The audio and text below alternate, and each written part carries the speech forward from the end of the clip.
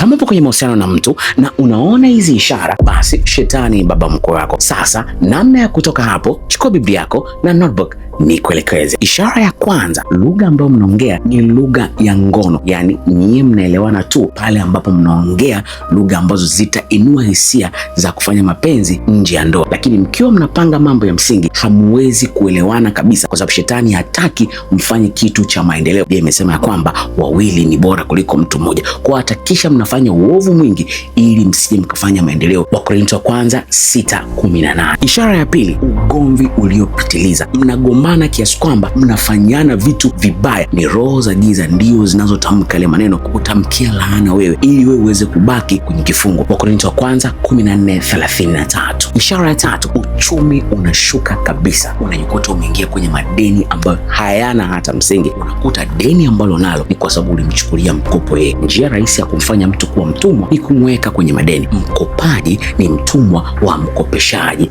Ishara ya nne, hali ya kujilaumu na kujichukia. Kutokuelewana ni kitu cha kawaida. Muda wote wewe ndio unayeomba msamaha, iwe amekosea yeye, iwe umekosea wewe. Mwisho wa siku ule upendo unakufa. Ishara ya tano, upendo wako kwa Yesu unapungua. Simu yake moja ama message yake moja inaweza kukufanya uache mfungo wako, uache kufanya ibada. Ndio anaweza kukushauri uende kwa waganga ama utumie njia ambazo sio sahihi. Warumi 8:35-39. Njia rahisi ya kutoka kwenye mahusiano, unakwenda kumwambia Mungu hivi, nimetambua ya kwamba siko kwenye mahusiano sahihi, naogopa kuyavunja mahusiano kwa sababu bado ninampenda huyo mtu. Wafilipo 4:13, ninayaweza mambo yote katika yeye anitie nguvu. Ninakuomba Bwana Yesu unitie nguvu ya kuvunja mahusiano. Nikiyavunja mahusiano nisiwe na maumivu na wote tuwe na amani. Hayo mahusiano ambayo sio sahihi yatavunjika kwa haraka, na huu mwaka hautamaliza kwenye mikono ya mtu ambaye sio sahihi.